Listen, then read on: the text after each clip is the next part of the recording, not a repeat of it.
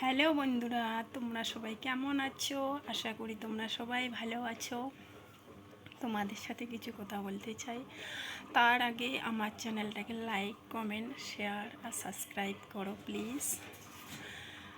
আমরা যখন চলি বা কোনো কিছু করি তখন আশেপাশে তোমার পিছনে লোক অনেক কিছু বলে, কিন্তু তাদের কথা মন না দিয়ে তোমরা সামনে এগিয়ে যাও।